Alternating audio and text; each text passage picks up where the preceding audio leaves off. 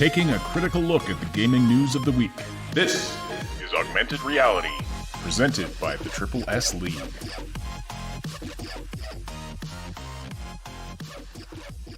Hey everybody, welcome to the Augmented Reality Podcast, your source for news, leaks, and insights about games and the gaming industry. February 12th, 2020 is the date. This is the Wednesday edition of the show. My name is Ash, and I'm here as always with Cyb. We are here to discuss the news of the day, and as well, the things you want to talk about, so let us know in the live chat. If you're listening live, put your questions and comments in the live chat box. We'll read and respond to as many things as we can throughout the podcast. Also, don't forget to slam that like button. It really helps us out. We really appreciate it. It tells YouTube that you appreciate this content. If you're listening after the fact on one of the audio-only platforms, we are glad you're here as well. And, please join the Discord server and talk to us there. All right, hello everybody who is busy in the live chat. Skullking548 says, I'm here every week but never talk. Well, you know what? Lurkers are welcome as well. If you just want to listen, that's totally fine. If you want to engage in the discussion, that's good too. Neon Arcade wants a mohawk like the Cyber Cupid in our thumbnail today. I chose this thumbnail picture for two reasons. One, because it's almost Valentine's Day on Friday, so don't forget. Reminder to all of you who have a significant other, and if you need to, to prepare something for that. My wife and I don't make a big deal of Valentine's Day because it's kind of a big corporate scam, but I did get her a nice... That's what she says, but you get her some flowers and some chocolates, and you just leave them, you leave them in the wherever she goes when she comes home. She's gonna be happy with that. Mm-hmm. Well, I got her a nice homemade card. There's a kid I know that was making these cards that are really nice, and so I bought one of those. And then, we're going out, but we're going out on Saturday night. We're not going out on the Friday night because Friday's crazy. Everywhere's just packed and ridiculously busy. Plus, you buy flowers on Valentine's Day, man. They're like 5 times as expensive as any other day of the year. So, I mean, it sort of depends where you go. I mean, Costco, it's always the same thing. So, I mean, there's that, and then there's the, there's like other places where they get good deals. My thing that I love doing is always it's like, hey, can't make it on Valentine's Day, just work and stuff. But I've got to make up for it. I've got like a big special thing on like the Monday following, and you get everything like 50% off on the Monday following Valentine's Day. Yeah, well, that's exactly it. Super right? secret. So I'll probably go Saturday and get some flowers or something nice. Anyway, all right. The other reason I chose this particular image was because once again we have another media hit piece taking aim at CD Projekt for clicks. Really disgusting one. Like, just this one made my blood boil. I was like, gonna and there's this beautiful GIF that somebody posted up in response to Last Known talking about this article on Twitter, and it's just a dude who's like, he just posts a GIF, and it's this dude who is this little cartoon character with this military helmet on. He flips his keyboard, slams down this button that says purge, and there's a little space station above the planet, just fires this giant laser beam just down to the planet's surface and takes out a huge chunk. It's like, yeah, that's what I want to do with this article. This is absolutely ludicrous. No, I didn't have quite the visceral reaction. I'm getting kind of numb to it. I just don't care anymore. Personally, it's like, another website, and it's not the largest website out there for sure, but I mean, it's like, another media hit piece about CDPR, listing their entire laundry list of social media sins, and I'm like, people are still making issues of tweets from years ago that was questionable whether or not they were even, something to be made a big deal of at all anyway. So it's like, okay, whoa. They're just grasping at straws. Oh, they have crunch. Oh, forget about the fact that they have the best one of the best crunch policies in the business. But I guess what really bugged me about this article was like, why are gamers worshiping the ground that this company walks on? Look, they've made mistakes. Okay. Not many. What's your point? I mean, first of all, yeah, you can say, okay, they really haven't. I mean, yeah, they've made mistakes. So what? Even if we grant that everything that they've listed in this article, which is called "It's Time to Stop Worshipping CD Projekt Red" and published on thegamer.com, even if we grant that everything that they listed, like tweeting alt-right dog whistles, like that. Yeah, that's BS. That's nonsense, garbage. Let's just face some of the logic of like the fact that jokes are jokes, and it doesn't like. So there was a joke recently that some absolute dumbass did on a plane. It was some kid got up on not kid, like teenager, got up on a plane after they were in flight. He got up and announced that he had just come from Wuhan, where the virus outbreak was. I don't want to say it because then the video get flagged. But he stands up in the plane, says, "May I have everybody's attention, please?" I mean, you're like, normally in most scenarios, you're like, "Oh, yeah, well, yeah, this is how I'm on a plane that gets taken over by some crazy person. Like this is how I'm gonna die." Yep. But no, instead he gets up. He says, I was just at this one place and I was getting this fever and I feel like I'm totally gonna be sick." And then he like, "Thank you," and then he sits down. And of course he gets booed, and they have to turn around the plane, land the plane. He has to get taken off of the plane. They have to do this like whole medical scrub down thing. And now that was a terrible joke, but it was a joke. It was a bad taste joke that was stupid and should end himself up into some kind of like just a heads up here in case we drop. Discord apparently is taking a huge I don't know what you want to call it, like it's dying right now. Apparently there's a whole bunch of like servers that are completely down, so just a heads up, if we die we might have it's not affecting the call. I mean, it won't kill the stream if our call goes down, but anyway. On your side we might have to like take a second to readjust. But anyways, it was a joke. It was a bad joke, but there's such things as bad jokes. The response to it is to either ignore it, to call it out as a bad joke and mock and ridicule the person for making a bad joke, or to, in my opinion, what should have done in this case was put him into quarantine for a month. That would have been a really funny joke. That would be a fitting consequence, yeah. It would be a fitting consequence. Because I mean, there is that whole like on the reverse. There is such thing as a. I mean, there's a joke that goes beyond being a joke to being something that has those kinds of real world consequences where, like, okay, we're turning a plane around now, and everybody's flight is getting delayed, and that goes beyond being a joke. That goes into being a malicious act. That's dangerous, yeah. And it's dangerous too, because like that's something that can cause a panic. In this case, like nobody was gonna like run out the door and open the door and everybody fly out of the plane, while it's 20,000 feet into the air. That wasn't going to happen. I don't know if you know this, but it's really, really, really hard to open those airplane doors in mid-flight. It's like really next to impossible. But it was stupid. It was dumb. But that's what some jokes can be, and people need to like lighten up, because a bad joke is not. It's not somebody trying to hurt you. It's just a bad joke.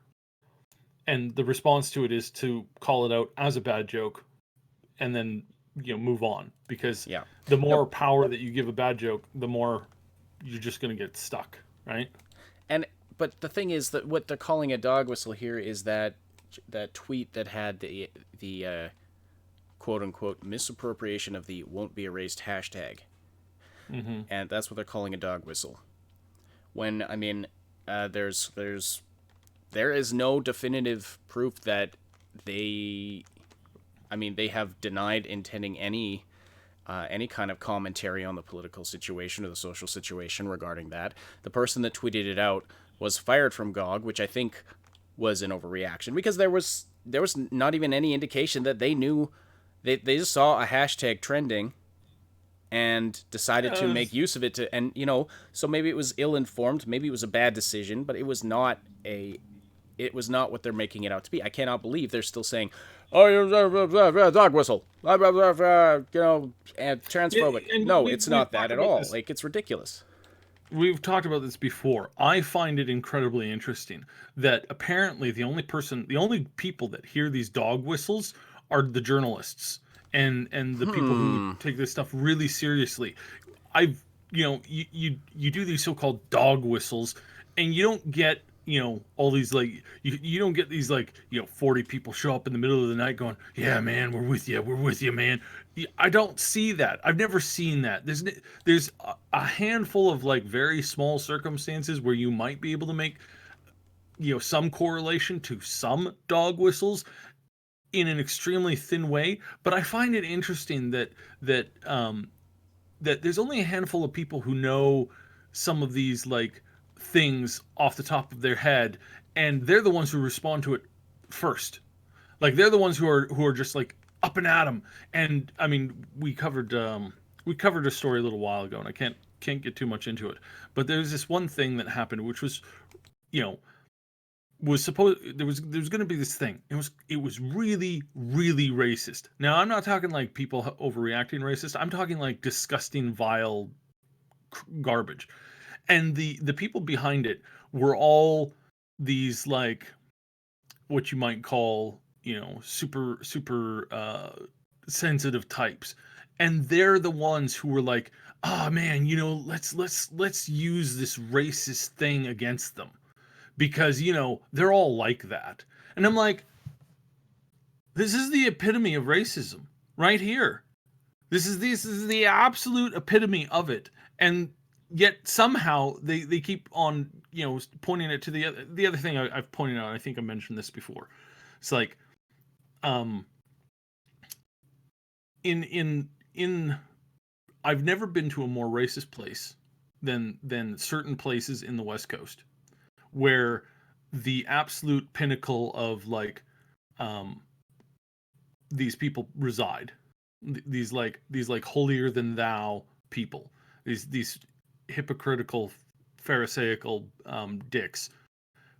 I've never been to a place. I've been all over the states with a married to a person of what most people say person of color, and we were never treated badly. We were never ever looked at until we went out to this one little place along the West Coast where all the Puritans are, and there, we could taste it. It was disgusting. It ruined our entire vacation. And it's yeah, well, we would much rather be in anywhere else in the country. And it's absolutely gross. It's absolutely disgusting.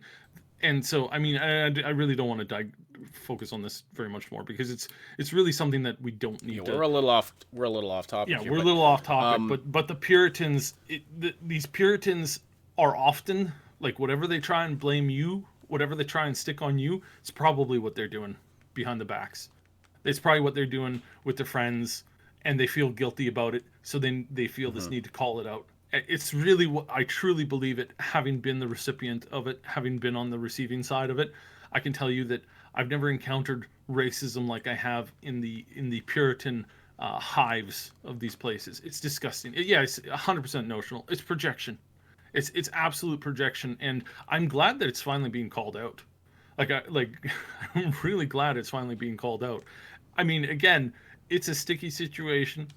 There's nuance to things. I understand that. I get that. But from my experience, it's just really, really disgusting. Well, and what's especially disgusting is that you looking at these kinds of things and saying, oh, this is a horrible epitome of political wrongness, whatever the opposite of political correctness is, and saying, okay, yeah, CD Projekt Red has said all these transphobic things. I mean, how disrespectful is that to the victims of real prejudice, real transphobia? It's ridiculous to me. Because again, the only things this article writer has is stuff that's been debunked over and over and over and over again. And one situation that is the worst one is a joke that's in the eye of the beholder. You know, some people get it, some people don't. I've, you know, I have.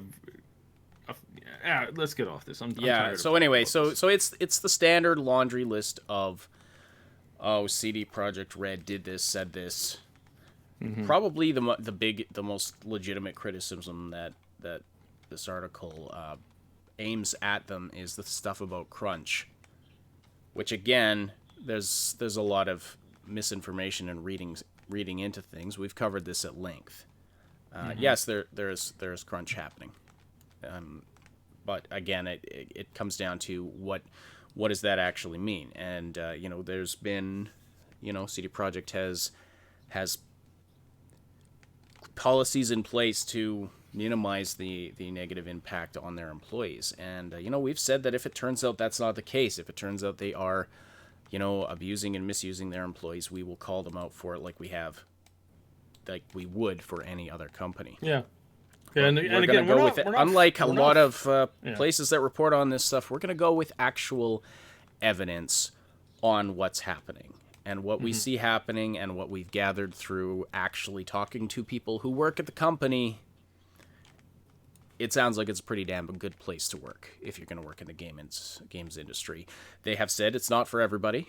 Some people thrive in that high-intensity, go kind of environment. Some people do not, which is fine. But again, that's maybe the most legitimate criticism, as I said. Yeah. But again, it's questionably. Yeah, and again, apologies for going on. I know that people don't like politics, and there is what's like really and what's frustrating is that we have to be so vague about it because of algorithmic things and not wanting to, you know. So that's part of the frustration about those kinds of topics. But yeah, I know it's frustrating when you have a point you want to make, but you can't be too specific. But anyway, back to this article. I think I can answer this guy's question. Why? And I mean, I think that saying why are fans worshiping the ground this developer walks on? They only have one game that's a household name. Well, how they treat their fans in general, how they have gone against the grain of what we see among AAA, or as we've taken to calling them, the Triple B developers like Bethesda, Blizzard, and BioWare. That they, you know, the way they rolled out The Witcher 3 and, you know, provided a good, solid content for a good price and, you know, continued to support that. And they have maintained their consumer-friendly stance and are, you know, dedicated to doing that for Cyberpunk 2077 as well. Their info drops, their ARG, all these ways they're engaging with their community. The fact that they answer questions from random people on social media. They have really good community managers that are, you know, supporting the fans and interfacing between the fans and the company. All this is really, really good stuff. Am I supposed to ignore all that because you don't like a couple of their tweets? Get bent. That's my opinion. What's yours? Sab, you still with me? Yeah, I'm still here. Yeah. Sorry, I've kind of been stealing the. I've kind of been going on my own kind of rant here. I'll let you take over from here. No, I'm tired of this. This article is absolute garbage in every sense of the word, and it's extremely telling that there's this concerted effort by a large group of people in the professional media that want this company to fail. We've been saying this for a while. We've been pointing this out for a while. And it's not based off of any logic or coherent train of thought. It's just destroy these people because they do and say things that we don't like. And that's it. That's their whole reasoning behind this. Because again, all of these other things have been pretty much like debunked and thrown down. So yeah, But gaming media journalists in quotes, have been out of touch with real, actual, everyday gamers for a very long time now. Much like media in general seems to be very out of touch with everyday life. And so I guess it's to be expected to some extent that they wouldn't get why we're fans of this company. Not that we think it's perfect. We're not kissing the ground they walk on. And you know, we had I was saying once that on a live stream much like this, I can't remember if it was the regular podcast or something else, that I said, you know, if CD Projekt reneges on the commitments they've made, we will we'll call them out. And someone in the chat said, maybe you shouldn't say that. Lalia's here in the chat listening to the live stream. I said, no, I don't mind anybody from CD Projekt hearing us say that. We are fans, but we're going to hold them accountable. And Lalia was in the chat. Know and that. she said, yes, you know, please do hold us accountable. So I mean, they know that, and the fact that and this is a good fact. I've probably been one of the most vocal people against, you know, some of their choices when it comes to CDPR and Cyberpunk 2077. I've been one of the more vocal ones against like an actual thing within the game, right? Like not just like oh, well, I hate you because of racism. You know, something that's actually tangible, that's actually provable, and something that's, you know, objectively there, or in my case, that's not there, something that was kind of promised at the get-go. You know, this is something that for the most part, you know, I've been extremely vocal on, and yet they still find time to talk to us. They still find time to communicate with us, and we still, you know, talk with new people at the studio all the time. That's not something that happens when you're a sold out, like, you know, when you're sold out to fight against them, or when you're overly fanboyish too. It's like most good studios know that you should maintain a close relationship with somebody who worships the ground that you walk on. Like it's just something that most places know that's not constructive to have. It makes you look like a cult, literally. yeah. So yeah, you try and avoid that as much as you can. You know, so no. Overall, this article is complete garbage. Just a bunch of rehashed stuff. Don't even really want to talk about the like. It's just garbage. Don't really care to mention that. You know, the creator and whatnot, because it's just hyperbole. Yeah, that's that thing. I'm so annoyed I can't even speak right. Mm-hmm. But we have other good news, and I can't wait to talk about some of this good news, because it's actually like, you know, it's eyebrow raising. Mm-hmm. First, I want to thank Paulie's 911 for the generous super chat. Thank you so much. Paulie's says, how to be a woke clickbait journal. 1. Dig up old tweet or joke. 2. Take it all out of context. 3. Fake virtue signal and tell how racist, sexist it is. And 4. Make fake rage and get views for your Kotaku-like garbage site. Very good. I can't think of any point of that that's incorrect. I know we're a little spicier than normal today, but yeah, it gets so tiring seeing these things dredged up again and again, and we debunked them at the time. We've debunked them since.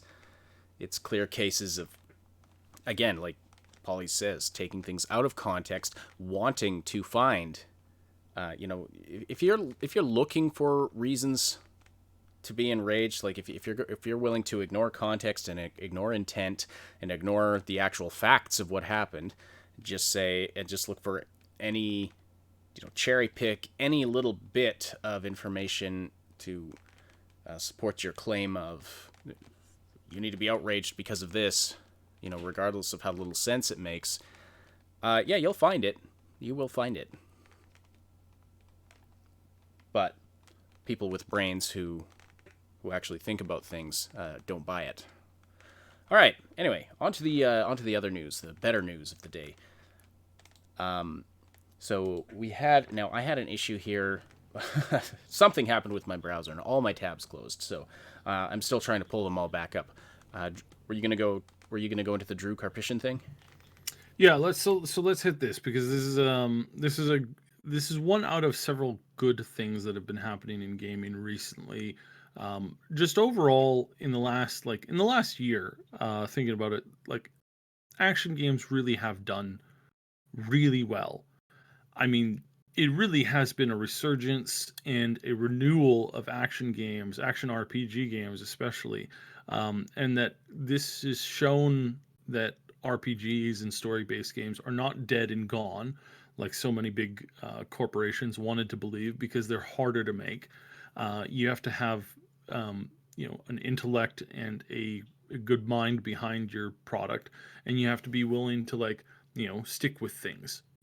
Thankfully, this is not gone. That there is more, more depth here. And I think this is something that we can easily look forward to.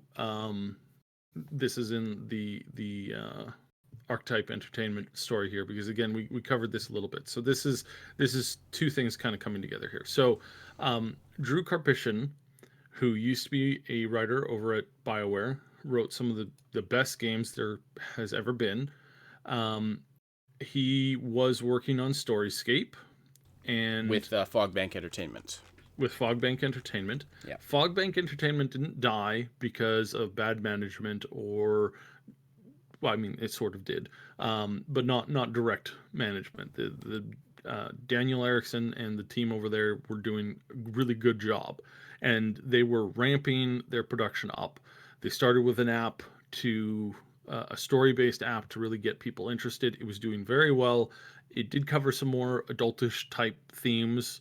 Nothing serious, but things that you would find on like the X-Files, things that you would find on like, a little bit more like HBO.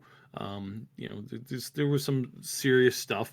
And Disney, who bought out their parent company, basically went through the list of everything that they were doing and said, "Oh, you guys are making video games? Yeah, we've decided not to make any more video games directly. We're just licensing them out to all these different people.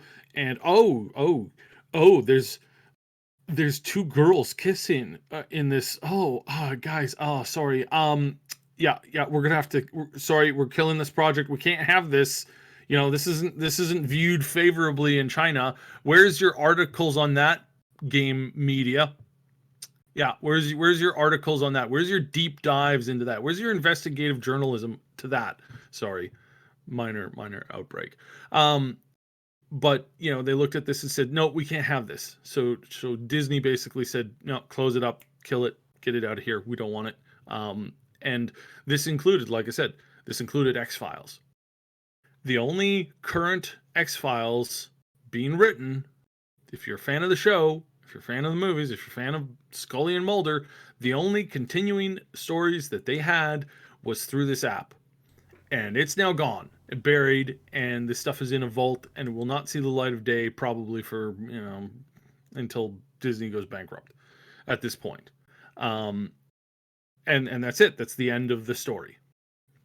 So, okay, great. This really screwed over a lot of people. However, just a few weeks ago, Archetype Entertainment took official form and started to grow. And they started to reach out to a bunch of other ex-BioWare people. We've talked before how many Fogbank people are ex-BioWare people, and they have started to pick up people from that studio. They're all out of a job. They need a job, and Archetype is hiring. And I really, really hope that they pick up almost everybody at that studio. We know for sure that they have picked up Drew Karpyshyn now. He made Drew an announcement. Karpyshyn has this just yesterday evening. He made an announcement that do you want to read it, because it's a little long, but it's good. I'll read bits of it. Yeah. he just talks a little bit about what's been going on with him for the past couple of years.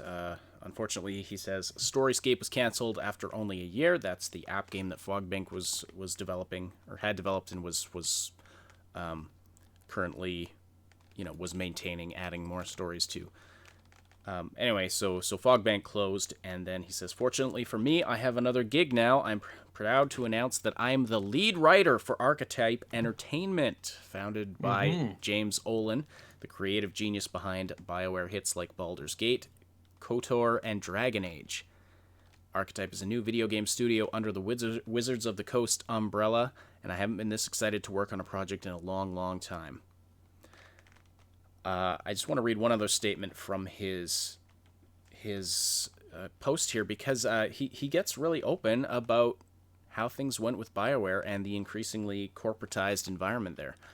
He says, I've been in the video game industry for 20 years now. When I started at BioWare, everything was fresh and exciting. It was a dream job, talented people working together to create epic games like Baldur's Gate, Knights of the Old Republic, Mass Effect, and Dragon Age. But as we grew and became more successful, things changed. We became more corporate. We were less able to make what we loved, and the teams were pushed to create games based on market research rather than our creative instincts and passions. My dream job became just a job, and I lost enthusiasm and excitement. I lost the enthusiasm and excitement I once had. But with Archetype, my passion has been rekindled. The feel in the studio reminds me of my early days at BioWare. I can feel the magic in the air. And even though I can't get too deep into the specifics of what we're working on yet, we're already generating plenty of excitement in the industry. So that's very exciting for him. It's good to hear that he feels like working at Archetype is a fresh start and that they're going to be producing good things. But it's also very, very telling. He's basically confirming what Cyb and I have suspected for a long time. Yeah, that the increasing corporate environment at some of these game studios kills the passion of the developers. And there are people who get into this with a passion for creating things, using their talents to make amazing games, that then get reduced to Anthem. And how much that must, how discouraging that must be. And we have heard that BioWare's Austin studio is having trouble holding on to staff. There's been increasing reports of that. And we are going to talk about Anthem a little bit because there's been some news with regard to that. But I just wonder how much raw creative talent is going unharnessed and is just going to waste because of it, Well, it becomes a corporate environment instead of a creative environment. Yeah, and this is why game studios die. This is why there's just studios. I mean, just organizations, companies in general die, is because you'll lose sight. Eventually, you lose sight of what you do as a company, and eventually you stop. One of the things, this is a business guy I know who says this is one of the things to be wary of, is when people start referring to the company as a thing, as an entity. Oh well, let's do this because it's just better for the company. It's just better for the company. It's better for the image. It's better for the instead of it's better for our users. It's better for our customers. It's better for our staff. When the interest is no longer not the staff and not your customers and not your users, you're on a thing that's starting to consume people. And yeah, those kinds of things can exist for a long time. Some cases they can last for a really long time, but eventually they die, and that's one of the first big warning signs. And it's a warning sign that if you are the people working at this company, if you're the leadership, you take a moment to realize we're getting away from the goal here. Because yeah, you could make a corporation successful forever if you really wanted to. In the sense of if you can get enough reserves and then just sit on, a reserve, but that's not going to do anything to help your, it's never going to do anything to help your customers. There's a couple of other people that have joined in recently. The VP of the studio, James Olin, Of Archetype, Chad yep. Robertson, yeah, of Chad Robertson, who we talked about. James was the head of the BioWare in Austin for like 12 years. So these aren't small people heading over. This isn't a small, you know, this isn't a small direction. This is huge. This is like massively growing Yeah. and very quickly It too. is very interesting. Yeah, all of this former BioWare talent that's regrouping, getting together, making this new studio. I'm excited to see what they have in store for us. And unfortunately, we've got a long ways to go on this. We really do. But they are hiring people quickly. They're still hiring leads. They're still contacting people. Um, they are based out of Austin, so there's a lot of gamer talent or game dev talent that's out there. A lot of gamers too. Not dumping on Austin. Austin's fine. But yeah, this is just one of many more new things that are growing. Um, and Drew is a great add to this. He's a very good story writer. I can tell that for me especially is like I really can tell that I like his content when I get annoyed with like choices within his game. It's like, God damn it, I didn't want this to happen. And it's like it makes you go, ah, now I need to like, this hurts. I don't want this decision. I gotta find a way around this now. When that happens, it's like you know that you're headed towards a good direction. So yeah, just generally, I mean, I'm looking forward to whatever that they're working on. Hopefully we're going to see something hands-on in a year. We might see like a little like teaser or something like that. That'd be cool. Um, but it might be a little bit more of a wait from there. But things are improving. Like there's lots of aspects of this industry that are dying. A lot of the old bigger companies that are rotted and fetid out and needed to be just dropped and demolished. But new stuff is growing and new stuff is coming up. And sure, we might not have, we might never get Commander Shepard the way that we want him to get again, but we will get somebody or something that's comparable to it, ultimately again, and that'll be probably even better. So, yeah, we'll see how it goes. And to wrap this back around to why we hold CD Projekt in such high esteem is because there's no evidence yet that company has lost sight of what it was, has lost sight of why they do things. Every indication is that they still are passionate about creating that really, really great, really compelling story content and doing it for the gamers, doing it for the love of creating these things. And yeah, they have some problems that come along with being a large company. That it gets more complicated when you're working with hundreds of people as opposed to dozens or just a few people. So yeah, do they have issues? Of course they do, and we've talked about that as well. But again, no sign that they've lost sight of that the way that Cy was just describing about certain companies. And so So why are we, as this article writer says, why are we doing free PR work for them? Because it's good for us, because we like what they're doing and we want to encourage it. Man, the more I look at this, the more I think this guy's completely out of touch. But I guess that's to be expected. And they're Polish too. Yes, that's true.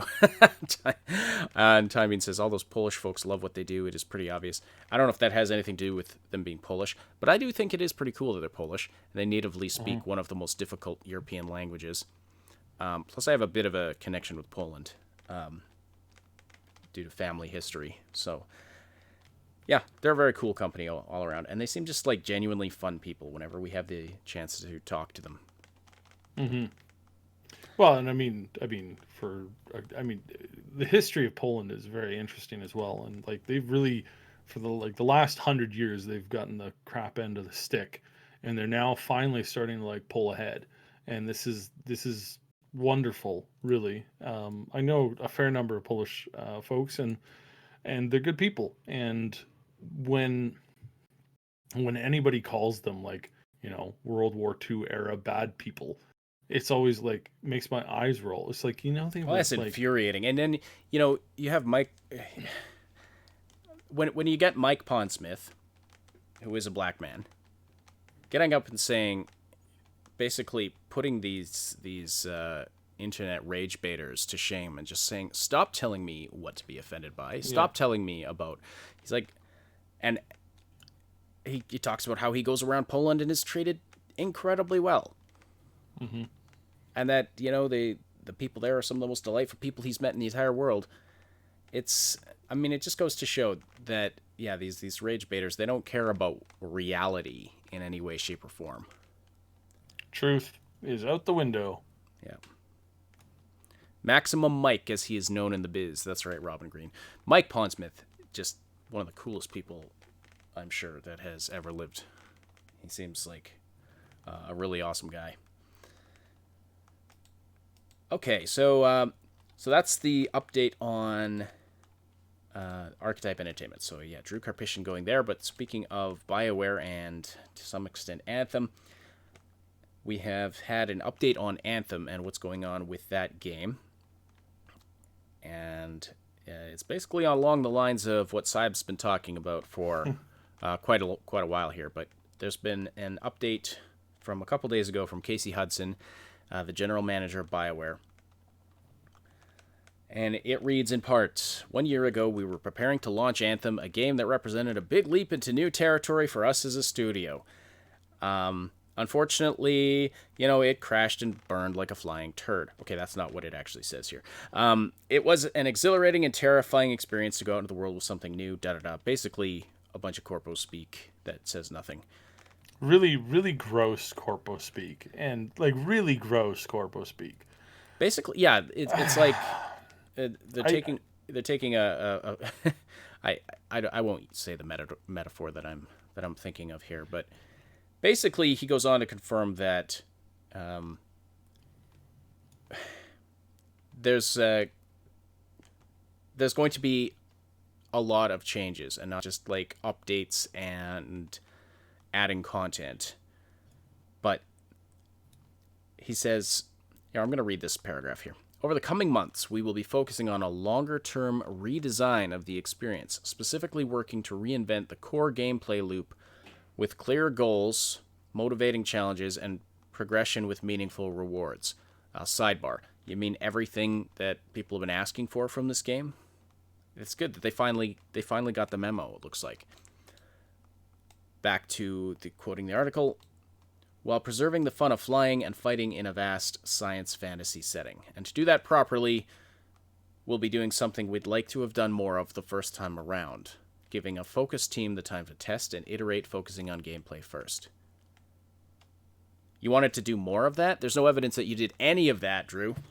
Not Drew. Yep. Casey. Sorry. Casey. I had Drew Karpyshyn on the brain. But this is written by Casey Hudson. There's no evidence that they did any of that. They made a CG they basically made a concept design trailer that looked really awesome to show to somebody for approval, and the person said, yes, make that. And they showed that to us at E3, but what they were showing in that trailer didn't exist. They didn't do any iterating on. They were just scrambling to make something that looked like this trailer, which wasn't a trailer. It was basically a CG cinematic of something that didn't exist. Yeah, there's this moment that I was playing the game, and I really, thinking back on it, it kind of hit me. I realized that the whole time that I was playing that game, I kept waiting for it to get out of the tutorial mode. The whole way to the end of the game, I was like, geez, this is like a really long tutorial. That was my mind on it. That was where my head was, thinking this game is this is the 15 minutes that you're supposed to play. Here, press this button to move forward, press that button to move backwards, do this, do that. Here's a hand holding mission. And I realized the whole game, this was the entire experience, and it was all they had. It was all they had, and it's still all they have. And now I'm sitting back looking at it, and I find this update to be really I like I don't want to get too sweary, but it was utter garbage. And his response is utter garbage. His response should have been, "Hey, so last year we were launching Anthem, which was the biggest failure we've ever had. Everybody at the studio was, I personally believe at this moment, was either high or was in some kind of a medical induced coma, somehow showing up to work, or something. How we dropped the ball on this is something that we will never, ever, ever, ever live down. And we are so sorry for it. Yeah. And it's so bad that we are going back to recreate as much of this game as possible and really bring it up from the ground up. And we are so sorry for everything. Talked with corporate. They don't want to give everybody their money back. So we're going to make sure that we launch this free for everybody who bought it at the very least. Here's hoping. And also, by the way, we're also going to cut out this stupid microtransaction store because you shouldn't be forced to pay a penny for anything that this game ever has to offer in the future because it's just so terrible. That would have been the only way that Casey could have rectified this in my mind. And the fact that he didn't even try, hey guys, it was one of the greatest things we've ever worked on, and we just, I don't know, man, we just somehow dropped the ball on it. We don't really know how that happened. It was kind of shocking, but we're going back to this corporate speak. It's like, you want to know? You want to know why your company is dying? This is why your company is dying, because you can't stop the utter BS flowing out of your corporatized mouth now, and you're stuck. And I get it, you're stuck on this. Every person you put in charge of this project has quit. I mean, I don't know of anybody in the company, anybody who'd ever want to try and approach this game ever again. It's just a death sentence for your job. There's no recovery for this game. What EA is going to do is they're going to try and relaunch it, and it's going to be a mediocre relaunch at best. At absolute best, it's going to be a mediocre relaunch because the engine itself is flawed to its core. They would need to go in, utilize everything that they're rebuilding and building new for the entirety of Dragon Age 4, port it somehow over to Anthem, make it new for that, incorporate all the new stuff they're doing for that, somehow re-engineer it to fit an older version of the engine. And I mean, it's just not going to work. There is no success that this game is going to have. It's going to be mildly okay, that's a little bit better, and that's it. That's all this piece of filth has to offer. And again, the fact that they're not dropping it is absolutely beyond me. Really, at this point, they should just take it, scrap it. If I were in charge of it, I'd be like, okay, here's what we're gonna do. We're gonna scrap all of this. We're gonna take a bunch of elements from Mass Effect, and we're gonna create a little multiplayer non-canon Mass Effect experience. And we're just gonna have heroes and players and characters from the Mass Effect world, and it's basically just gonna be a kind of a PvE type Overwatch thing, completely outside of canon. And we're just gonna mess with all of these new abilities and new characters, new classes. We're just gonna experiment with it there, and that's what we're gonna do. Why they're even bothering to try and resurrect this game, and I know why. They're doing it so that EA can save face, so that a bunch of executives at EA and BioWare can stand back and say, well, it's not a failure. Technically speaking, it's not a failure because we forced it down a bunch of throats of a bunch of plebs and idiots who didn't know any better. It's so good. It's so good. You don't understand, Jimmy. It's all about the money. And it didn't lose us money in the traditional sense. It only made us lose, face and respect of everybody who's ever played any of our games. But, for whatever reason, Jimmy, it's just this. It's just this. It's like, that's what they're going for. That's it. It's so gross and disgusting. Like, just trash it and do something different with it. Like, just move on. But they can't do that. They can't get past this. They just can't get past it. They're just stuck in this wheel of insanity going around and around and around and around. No, it's good. It's really good. And like I have my expectations for Dragon Age 4 is so low. I can't even it's because they're so corporatized now. There's no leadership. So there's this concept in battle, in war, that you give your commanders the ability to make any call that they need to call. That your commanders and your generals lay out the plan, lay out the practices, the best practices, the best situational situations ahead of time. You make a plan, you stick with the plan, but once you press the button go, you got no hands on the wheel now. The hands on the wheel are the commanders out in the field, the dozens upon dozens upon dozens of commanders out commanding everything from each and every single small squad to each battleship, each tank regiment, whatever. And they're making calls on the fly. Whereas, and this is the winning strategy, this is how you win battles, is you give your local commanders the ability to make any call that they see fit to make in the moment. They can make a decision now. This trumps and destroys the competition, your competitors, when they have an extreme hierarchical scenario.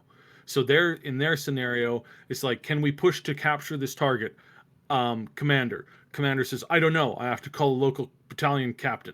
Calls the local battalion captain. Battalion captain calls his commanding officer, who calls his commanding officer, who calls the capital, who calls one of the politicians. The politician says, well, let me see what's going on here. Okay, well, yes, I think that position, yes, definitely go take that position. And then it goes back down the chain of command, gets to the soldiers who are all now dead now because it's been a week. That's and so another battalion is now told to go and capture that building, which has now been enforced. I'm not joking. This scenario happened. They go to take the position that has now been reinforced and heavily defended, and they just lose wave upon wave upon wave. But the commander talked to the politician, and the politician said to do this. And so you have this failure chain that happens. And I know there's bad things with both sides of this, and I understand where you're getting that from, Robin, in the chat. But this is a superior. This is just superior.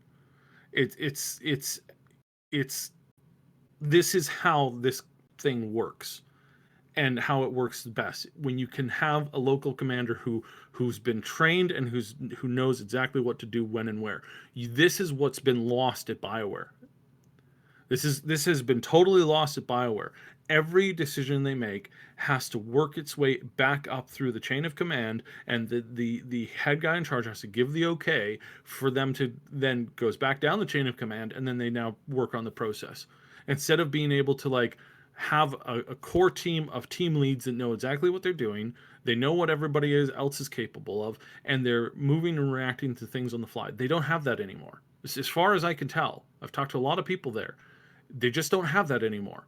They're moving around in circles, and it's mental for everybody who's working there, and they're losing their mind on, can I add this thing to the game? I don't know. We have to talk to the head guy, who has to talk to his head guy, who has to talk to the the big dogs, and then back down the thing it goes again, and then up and down and up and down and up and down. It's just not. I don't think. I think we've lost BioWare, and I think we lost it probably about 3-4 years ago, and nobody noticed. And it sucks because I didn't even notice. I had people inside the company telling me, "Man, this Anthem game is going to be the greatest thing you have ever played." I was told that by like 20 people there. Just 20 people. It's the greatest thing you're ever going to play. This is going to replace. Nobody's going to care about Mass Effect when they see Anthem. Anthem's going to be, oh, it's so good, man. This is the greatest thing. They named it after Bob Dylan, after all. They really thought that this was going to be the best thing they ever made. I don't know if the original Drew Karpyshyn story with the original concept that was the game, I don't know if it was ever going to do that. The more I look at it, the more I think no. Because it was too much, in that respect, it was too much of a Destiny clone. Now it's not a Destiny clone, it's not even a clone of anything good. It's just garbage. But yeah, no, I think they died a quiet death, probably shortly after Mass Effect 3, in all honesty. Probably right around Inquisitor. It's when that game came out. Apparently somewhere around there they died. Everybody moved on, and that was it. And we're just now catching on. And this really sucks, because again, it's like, it really, really sucks. It's just yeah, it's a zombie. Robin, 100%. It's just, at this point, it's just a zombie. It's just walking around. Nobody quite realizes that it's dead yet, and somebody's gonna have to go in and put it down at some point. And that hurts the most, because here's a company that promised us how many times, oh, this is going to be great, this is going to be wonderful, this is going to be spectacular, you won't believe how good this game is going to be. And you're like, okay, what do you got? And it was the worst pile of garbage they've ever made. The fact that nobody caught on to the mistakes that were happening with Andromeda, and nobody caught on to the mistakes that were happening with Anthem for 5 years. Nobody like clued in. Nobody went, danger, warning, Captain. Danger, Will Robinson. It's like at no point did somebody say, yeah, we're in the deep here. So what do? Well, nothing apparently. Apparently we all sit around and watch it die. That was what happened in the intercompany, with a handful of people swearing that this was it. This was going to change everything. This was going to alter everything. We're going to make so much money, it's going to be crazy. This is going to be the best game you've ever played. This is what I was told by people who worked on Anthem for years. This is going to be the best game I ever played. My God, it doesn't even, ugh. It's like one of the lowest tier games I ever have. It's slightly above Euro Truckers, if anybody remembers that hellhole. It's like, the game where you drove through hills. Like, oh, look, there's a hill. Oh, now we're driving through the hill. Okay, yeah, right through the hill. All right, now we're on the other side of the hill now. Okay, not on the highway anymore. This is interesting. There's a building there. Okay, just drove right through that. Didn't explode, nothing, just phased in. Oh my God, I've realized just now that Euro Truckers was actually Ghost Trucker all along. You're actually just a ghost, and a ghost of a truck, and you're just driving through, like, fading through reality. It's just not there. There is no hill. There was never any hill. There's no spoon, man. There's no spoon. So, yeah. This is if there was just a little bit more humility in this statement, I would have hope, but there's not. No, if there was just a little bit of more self-examination. Well, I think I agree with you that it should have been more penitent. It should have been, we screwed up. We completely screwed up. Instead of trying to spin it as some kind of a positive with, oh, we missed the mark. You know, we were contracted to build a skyscraper. We slightly missed the mark and built a log cabin out of toothpicks on the wrong plot of land. And yeah, we slightly missed the mark there. Yeah, right. I mean, okay, sure, whatever you say. You know, the plan was to launch a space shuttle and take 5 astronauts to the moon. Instead, we sent 2 guys on a road trip to Kentucky. Like, you're talking about that kind of missing the mark? Yeah. It's so bad to hear say we're doing something we'd like to have done more of the first time around, which is basically develop a game. Like, this is almost a you have one job moment. Like, you had one job, make a game. You didn't do, like, step 1 of making the game, which is focusing on gameplay first. He even says, here's what we didn't do the first time around. Give a focus team the time to test and iterate, focusing on gameplay first. So what were you doing? Yeah, the fact, again, it was 6 years to develop this. 6 years, and you didn't think to test the game? Like, this is what he's admitting to. And what he's admitting to, essentially, is, hey, guys, everybody at this company was asleep at the wheel. Everybody at this company was showing up, basically playing games for like 12 hours and then going home. And none of us bothered to even look at what was being worked on. Everybody thought that somebody else was working on the game, and nobody was. That's basically what he's admitting to here. And again, I would challenge anybody at BioWare to prove me different. Prove me wrong. Somehow prove that your leadership and everybody at the company wasn't, in fact, absolutely asleep at the wheel, had somehow like who was running the show, who was making the decisions, like who was putting this stuff together, because it doesn't look like anybody was at all. There were clearly a whole lot of people not making Anthem for a span of time. Another super chat here from Paulies911. Thank you so much. He says, I think Anthem 2.0 will get to be made in the same way as Doomsday in the Batman vs. Superman movie. A corpse gets reanimated into Abomination. I mean, that may be. I think it'd be a miracle. There's a slight possibility that they'd pull a miracle like a No Man's Sky type situation. But I don't have high hopes for it. No, they're scraping really, at this point. They're like, No Man's Sky was. I mean, you had the developers go back and turn it into something good out of sheer necessity, and it's still. Paulies, I'm sorry, Paulies, that is a perfect. It's a perfect perfect comparison. Yeah, it gets reanimated into an abomination. Yeah, 100%. It's wow. I didn't see that earlier, but yeah, I see it now, and it's like, That's a perfect interpretation of it, because it's all we're going to get from anything that comes out about this. Because, like I said, they're all of their core programmers, all of their core people that worked with the engine. They're now all on Dragon Age 4.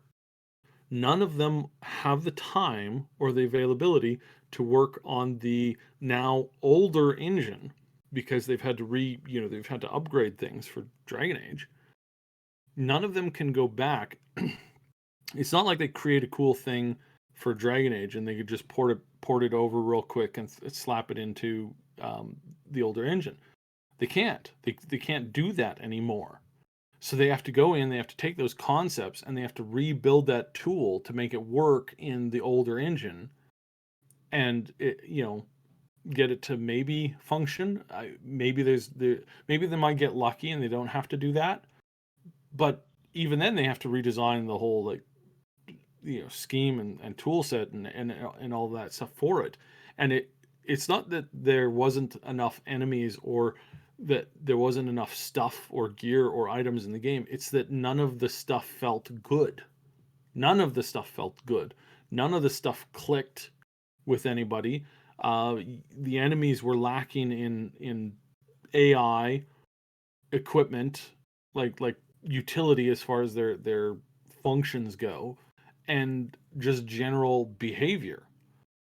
Like none of that stuff can be replaced with a patch. You have to gut the whole system and replace it with a new system.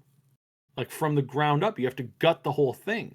And so how they're going to do this with a micro team working on this is absolutely ludicrous. It's like, yeah, maybe if you gave it 4 years, they might be able to like put some stuff together. But I mean, again, you might as well be working on a new game. You might as well be trashing this and working on just start with a really Well, small like exactly. Overwatch type. You think like, do you want to be working on? You want to have a game that's had 10 years of development? Like, the world was a completely different place when you came up with this idea. Mm-hmm. It's yeah, it's crazy. Yeah. No, it's going to have to be a complete overhaul, and they're going to have to gut everything and rebuild it from scratch. And at this point, I don't see it, how they're going to be able to do this. Not with the team that they have, not with the people that they have, not with every leader and team lead being put in charge of this thing, understanding that if he wants to get a job at CDPR or at Archetype, right, in 4 years from now, how is he going to do that when he walks over? Yeah, I got 4 years as team lead for Anthem. It's like they're going to look at that and they're going to laugh and go, sorry, we have no intention of touching this thing. You're going to have to sell yourself so hard, and it's going to be, frankly, it's going to be easier to do that. It's going to be easier to do that if you walked away from the company and just did your own project. Like again, we talked about how many like indie devs that we know. There are indie devs right now that are working on like RPG games, like games made with the old like Nintendo 64 like RPG type engine, the top down like little adventure thing. There are people working on games like that are making like 50,000 a month because they're leading an entire team. They're working on development. Those people, each of those people, have a far greater success of walking into a new studio like Archetype or walking over to a new up and coming AAA company that's really breaking ground and say, hey, hire me. Look at what I was able to do with this old this old crappy thing, and these are all the fans that we have, and this is the type of game that we were making, and we're having really solid success. It's like, wow, cool. Yeah, this is different. This is new. This is exciting. What you were able to do with this, that's awesome. Versus like, hey, yeah, I rebooted Anthem from that absolute piece of garbage to a slightly better piece of garbage for 4 years. Okay, well, yeah, your experience. I mean, If they pulled an absolute miracle and they turned the trash fire it is now into literally the best game ever, that might be a stroke in favor on your resume to say, look what I did with something that was terrible. Imagine what I could do with a good idea. Yeah, but you need to have the control to do and change anything and everything. Yeah, it's very have to unlikely. have- Like I'm just saying that's like the only scenario where it would be a boon to you is if you went in and basically didn't take crap from anybody and just said, we are fixing this, we're making a good game, and you turned it into something good as opposed to just trying to yeah. trying to duct tape together a passable game from the fragments that you have currently. Yeah. All right, So- you are listening to the Augmented Reality Podcast. We love seeing everybody so active in the live chat. If you want to keep the conversation going after the live broadcast, we welcome you to join our Discord community. You can find the link in the description below. It's a place where you can chat with us and other Triple S community members about all the things we love to talk about. And stay up to date about everything we're doing here at the Triple S League. Click the link below to join, and be sure to say hi to us in the welcome channel. You're welcome to lurk there too. We have a lot of people who just watch the conversations, don't necessarily participate, but that's okay. Whatever you want to do. Our focus is really on building a community and trying to make it, be the place that is fun for you all to hang out. And a lot of you seem to enjoy hanging out and having various conversations there. So we're really glad that we've been able to achieve that to some extent. And Polly says also, if you join Discord, I can trigger y'all with my memes. Yeah. There's kind of a, we're debating what to do with the memes room right now. We'll be updating you all shortly. We do like the memes and the humor for sure. There's also an off-topic section that where we have the spicier topics go. So yeah, we're just trying to make it. We're not trying to be dictatorial and say it must be this. We want to make it be a place. We want it to be something. Whatever you want it to be, whatever the majority of the community wants it to be. So as open as possible. Anyway, I meant to put this at the beginning of the show, but maybe it's better that that we're addressing it now because there's more people listening. But there is a Steam scam, a new Steam scam going around that we want to warn you about, so you don't lose control of your Steam account. There is this new scam that we found out about where people are. You'll get a message from someone on your friends list who has had their account hacked, but you won't necessarily recognize that right away. And they'll say something to the... We don't know if there's different iterations of it, but they'll say something to the effect of, hey, I accidentally reported you for duped items on your accounts, or something like that. And, Steam is saying they're going to shut down your account unless, I put you in touch with them and they can verify something, da-da-da. It's kind of convoluted how it works. Or it's them saying, hey, or it's something about their account. It's kind of the same thing. It's like, it's usually a friend contacting you saying, hey, I need help. Please talk to this Steam person on the message. Now, and on the face of it, you might a lot of people might recognize that this isn't legit. Most people, yeah. But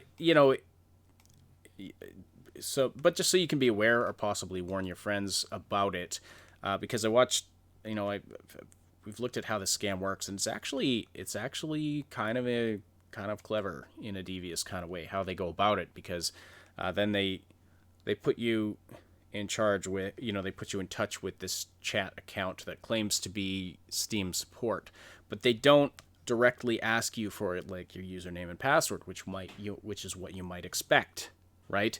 And if you're pretty tech savvy, you know that you never put your username and password to anyone in a chat box, and a legitimate, representative of a company will not ask for it in an email. They will not ask for it in a chat box, that kind of a thing. But the way they go about this is they get that info from you in a devious way that doesn't immediately look like a scam. It's still kind of obvious if you're savvy, but it's slightly more ingenious than some scams. So be aware and warn your friends about it as well. But yeah, they'll ask for a screenshot of your purchase history or something. Or again, the details could change. There might be different iterations of this scam. But they'll ask you for a screenshot of something on your account, and what they're really trying to do is get your username, because that's probably, some people might not think to crop that part out of the picture, because how on Steam you'll have you have your username as it shows up, but then there's your actual account username, which is something different, or it can be something different. So anyway, bottom line, don't fall for this kind of a thing. If there's a problem with your account, Steam will contact you directly. They're not going to go through a friend to be like, oh, you need to talk to so-and-so. Here, let me hook you up because I accidentally reported your account for something. Oh, I'm so sorry. I guess it's surprising that works, but it clearly works because, there are people that do this all day, every day. They're obviously making money from it. So, yeah. anything else you wanted to say about that? No. Yeah. No. No. It's most people, like most of you guys, obviously know how to avoid this. We're just mainly putting it out there so that you can inform people who you know who don't know, Yeah. right? Most of us, I'm going to go out on a limb and say that most of us are familiar with at least one or two people amongst our immediate, usually it's family list that have younger. Really, this is like younger kids who this is targeted to, and unfortunately, it's that's typically where it kind of targets at. So just kind of keep everybody apprised of this kind of stuff. I can't believe how many times I have to inform people, or how many times the average person doesn't realize that when you're talking about like Steam or really any game or anything really, the amount of times that I can't even think of a scenario where anybody from any company would ask for your username and password. I just can't think of any company in any scenario that actually does that. Yet I can't believe how many times in like the day job that I do, how many times I'll encounter people who are like, "Oh yeah, here's my username and password. Can you fix this problem?" It's like, why would you give me this? You have no idea who I am. Why are you doing this? You're so stupid. Stop. So yeah, just kind of like, and I mean, 100%. Inform your moron friends. Yes, inform your moron friends to never, ever, ever, ever, ever, ever give out their username and password, and nobody ever, ever would intentionally ask for that from any, like, if they're from IT, they can fix your thing without you having to hand over your username and password, unless it's like a physical thing like a laptop that you're dropping off at your company's like IT guy, and you've changed your password since the last time they changed the password on that device, because it's their device, right? Like that. This is where it's at. So please inform your moron friends that, and again, probably this is going to be usually a lot of younger kids who they're like, they're like, well, of course I wouldn't ever do this unless I was told to by somebody who is a staff member that I had to. In which case, yeah, then I'll jump at that opportunity. And this person's pretending to be a staff member, and they're pretending to do it reasonably, sort of well. That, and then older people too. But I mean, most older people aren't playing Steam games. Let's be real. Right, but I mean, Not very many 80-year-olds with a Steam account. the thing with these scams is it's easy to think, oh, who would fall for this? But I mean, even if 99% of people don't fall for it, they still get that 1 out of every 100, and it's so easy to send out these, like how easy is it to send out 1,000 chat messages and just say, and to then get the few that bite. Yeah, well, I mentioned before I was talking with a person who scammed people for a living, and I was like, tell me how many people, if you could, how many emails would you send out a day if you had the opportunity, you got an unlimited wish, right? In regards to what you currently do for your job, you can't affect how many people like give you money or anything like that. How many people could you spam? If you could spam, how many people would you spam? And the answer was everybody on the planet 10 times a day at the very least. Everybody on the planet 10 times a day, they have to look at my message and they actively have to read it, and then they have to like act on it or put it away. That's how much. He would rather slow down, disrupt, and destroy everybody's day in the entire world 10 times a day at minimum than go out and get a real job. Oh, like, again, I understand that there's some scammers who like, they approach their kind of thing like, well, because they're weak, because the average person is stupid, they deserve to have me come and take advantage of them. that's their train of thought. And that is a disturbing train of thought at that. That is a truly disturbing train of thought. I never thought about scammers trying to justify their actions to themselves.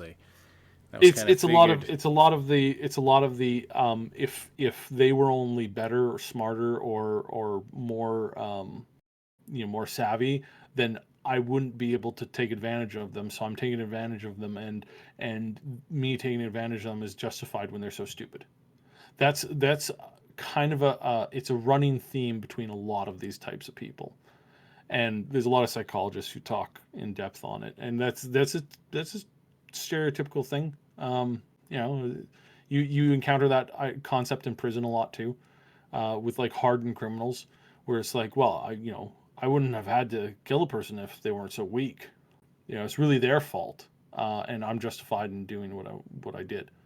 It's like you encounter that a lot, where it's like, oh no, I should be doing this because they're so bad at what they're doing.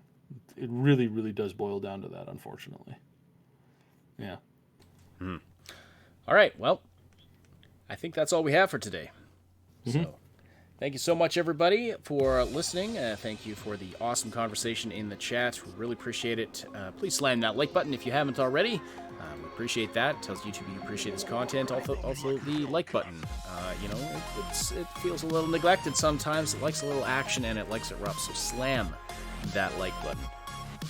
But if you want to give it a gentle nudge as well, that it'll take what it can get. Just want some affection, people. Just don't deny, don't neglect the poor like button. Anyway, and also leave comments down below if you're listening after the fact. Also, subscribe and hit that notification bell to be notified of future content. I mean, in theory, that's what it's supposed to do. Sometimes we're not sure if it actually works or not, but what it does do is it does help us with the YouTube algorithms and the promotion of this content on the platform. So we really appreciate any of those things. And I also want to give a special thanks to our Patreon supporters and our channel members who make this content possible. I saw several of them in the chat today. It was great to see all of you. Our Big Damn Heroes on Patreon, Josh, Robin, and our 2 anonymous supporters over there. Also, our channel members, Jason Cropper, Mr. Pazernik, Jer Schultz, Game Notes, Night City Punk, and Terror K. Thank you all.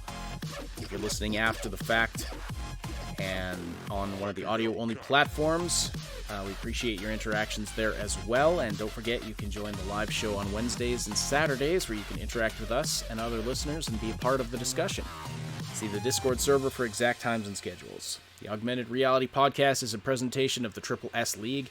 Check out our YouTube channel for game guides, reviews, comedy, news updates, and tons more quality gaming content. My name is Ash, and on behalf of Cyb, thank you all so much for listening. We'll talk to you again very soon.